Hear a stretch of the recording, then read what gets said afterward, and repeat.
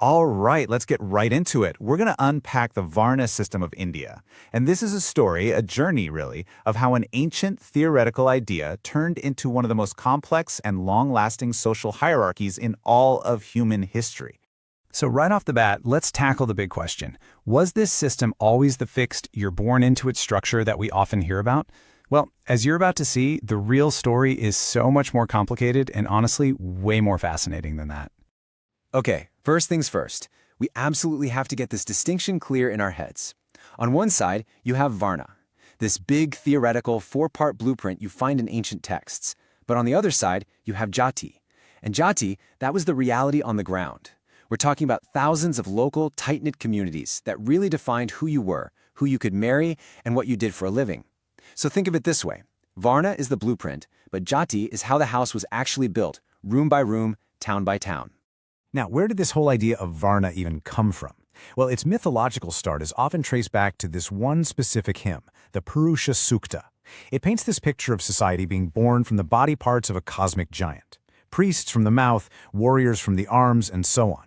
But here's the kicker. A lot of historians now think this hymn might have been a later addition to the text, sort of inserted to give a divine stamp of approval to a social structure that was already starting to form.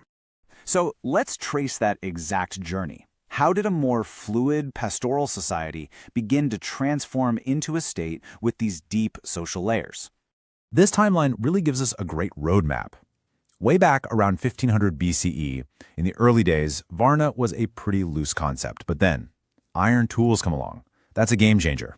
Suddenly you have way more food, a surplus, which allows a priestly class and a warrior class to really solidify their power. Fast forward a bit, and you start seeing new religions challenging this order, and then eventually, the rules start getting formally written down. And this is just such a crucial point about those early days. Your tribe, your family, that was your identity. A priest's son could absolutely go off and become a warrior. Your dad's job didn't automatically lock in your entire future. It's a world away from the system it would eventually become. So how did that early flexibility begin to harden? Well, a major ideological piece of the puzzle was the doctrine of karma.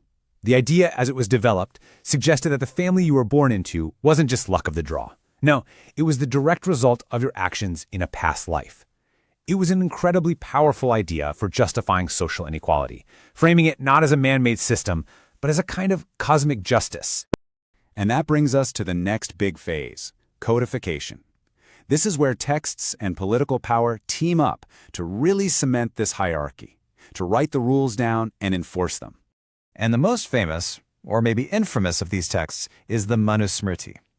You gotta understand, this wasn't just philosophy, it was a rule book for society. It laid out strict laws on who you could marry, what your job was supposed to be. It even had different punishments for the exact same crime depending on your Varna. It also came up with this clever theory of caste mixing to explain how the four Varnas had resulted in the thousands of jatis that actually existed. Now this brings us to one of the single most debated verses in all of Hindu scripture taken from the Bhagavad Gita. In it, Krishna says that the system was created based on guna karma, basically your inner qualities and your actions. And this one verse is at the center of a massive debate. On one side, people say, see, it proves the system was originally about merit, not birth. But critics, and most powerfully Dr. B.R. Ambedkar, had a very different take. He argued it was actually a brilliant philosophical justification for a birth-based system. Why? Because how exactly do you measure someone's inner qualities at birth? You can't. So what does the system fall back on? Birth, heredity. It's a really sharp critique. But was the story written in these texts the whole story? Not even close. Let's look at some fascinating historical evidence that shows this whole system was messy, people pushed back, and social mobility was more possible than the rule books wanted you to think. And we have actual hard proof of this. This isn't just theory, it's carved in stone. The Mandasore inscription from the 5th century is an incredible piece of evidence that shows people could and absolutely did change their jobs, totally defying their prescribed roles. I mean, just listen to this. The inscription tells the story of an entire guild of silk weavers. They moved to a new place, and some of them became archers, warriors, and others became astrologers. This is huge because it shows that when it came down to it, economic opportunity and real life could often trump the theoretical rules of Varna.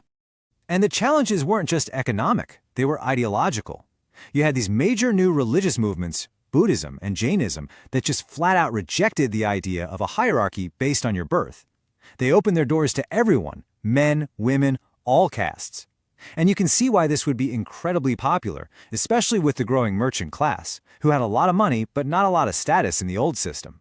Okay, now we need to jump forward in time to a truly pivotal moment, the arrival of the British. Because colonial rule didn't just observe the caste system, it fundamentally changed it, transforming a messy, fluid, local reality into a rigid, pan-Indian category. And if there's one year to remember, it's 1901. This was the year of a massive all-India census project led by a British administrator named Sir Herbert Hope Risley. And his goal was ambitious, to neatly categorize and rank every single person in India. And the methods they used to do this were, well, they were just shocking. Risley was obsessed with these pseudo-scientific racial theories, like something called the nasal index. I'm not kidding, he literally sent people out with calipers to measure people's noses. He was trying to prove that upper castes had narrower noses because they were Aryan and lower castes had broader noses. This colonial obsession with categorizing and pigeonholing everyone gave the system a kind of rigid, scientific-seeming framework that it never really had before. So after all that complex history, where does that leave us? Let's take a look at the modern legacy of the system and how independent India has been grappling with it ever since. Well, when India became an independent nation, its new constitution took direct aim at the system's injustices. Article 17 is unambiguous. It completely abolishes the practice of untouchability.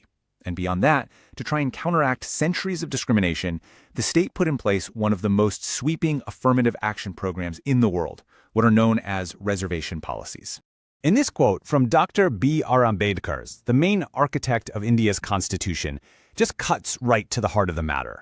He argued that this was never just a harmless way to organize jobs in society. No, it was a way to divide the workers themselves, to create a hierarchy of human beings, not just a hierarchy of labor. Now, we've gone from ancient hymns to colonial census reports, but believe me, this is a massive topic. If you want to dive deeper and look at the primary sources for yourself, the texts and descriptions we've talked about, we've linked our full source document and a set of multiple choice questions to test your knowledge right in the comment section below. You know, to really get a handle on what makes the Varna system so unique, it helps to zoom out and see it in a global context. And as you can see here, lots of societies have had hierarchies. But the basis for that hierarchy was often really different. For Plato, it was supposed to be merit. In China, it was performance on exams. In feudal Europe, it was mostly birth and land.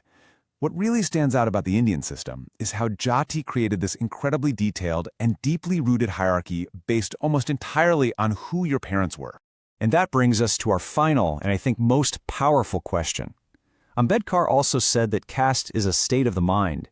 If that's true, then even after you change the laws, even after you implement new policies, how does a society truly move beyond a system that's so deeply woven into its history, its culture, and its identity? That, right there, is the profound challenge that continues to